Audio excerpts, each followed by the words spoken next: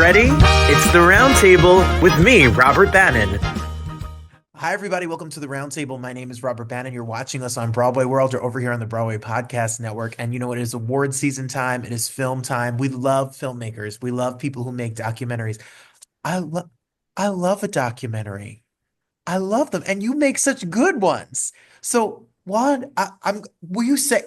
You told me I can mess it up, but I won't mess it up. I can't do it. I'm gonna try. Can I try? Yes, please do. Wad Al-Katab, Kate, Yeah. Kate.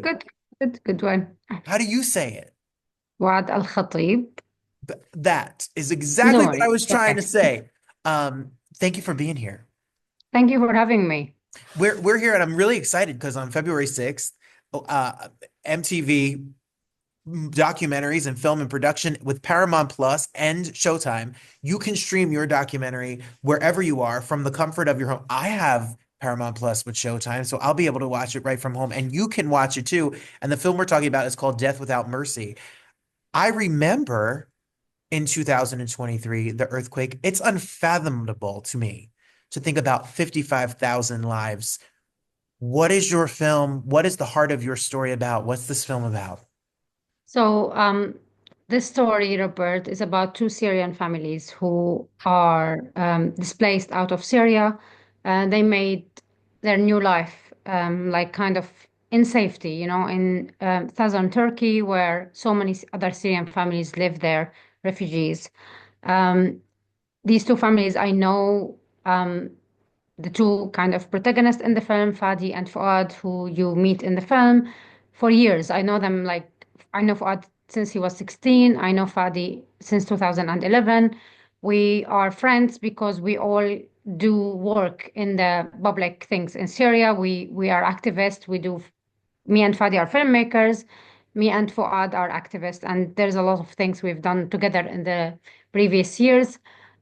So I know their families, from what I know about them, and as everyone else, I made my journey when I left Aleppo. I stayed in Turkey for 1 year and a half.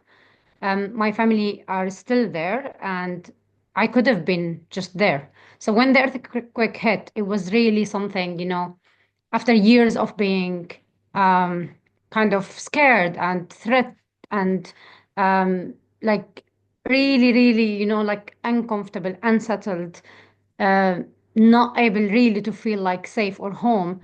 Um, it just became something like another layer of like horrific situation.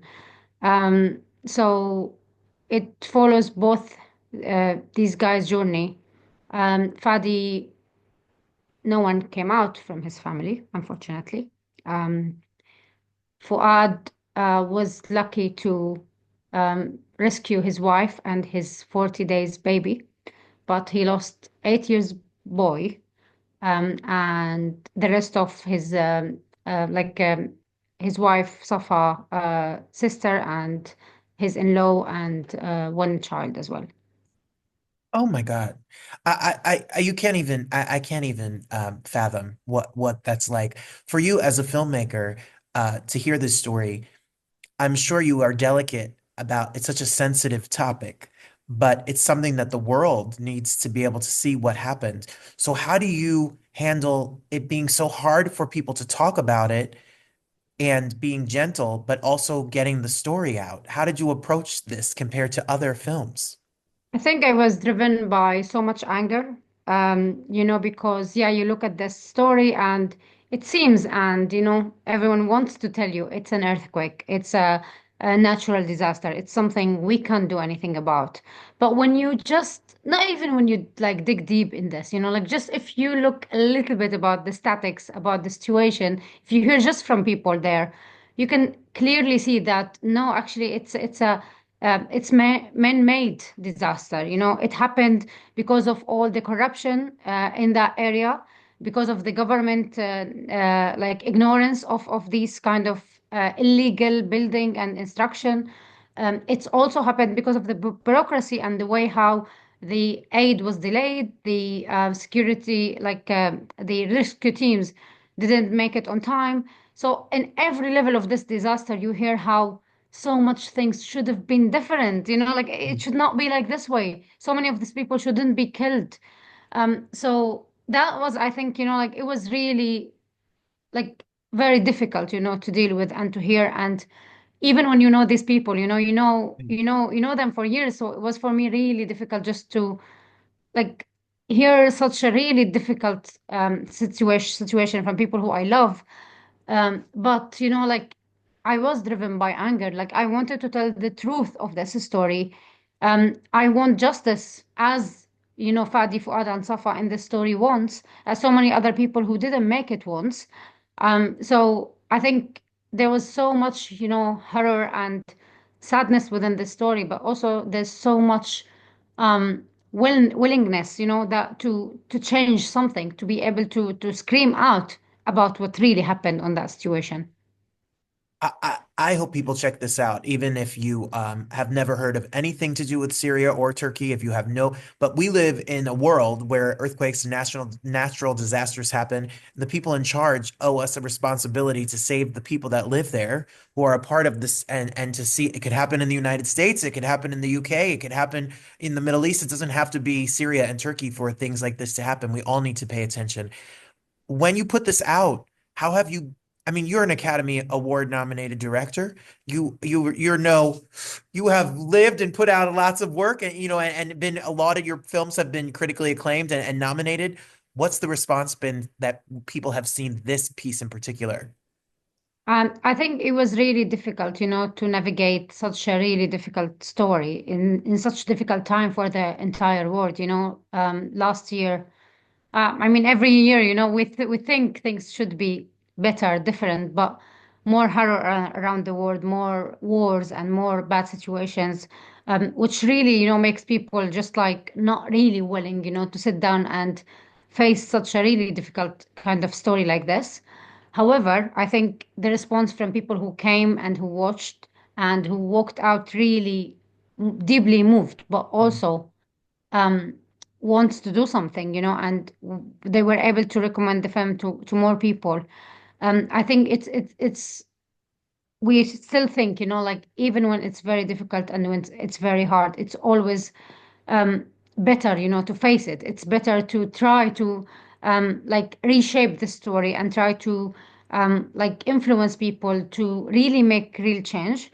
And as you just mentioned, like it's not just about Syria and Turkey. And just recently, the fire that happened in LA, where so many people were displaced. Like everyone can relate to this, so many people can feel each other.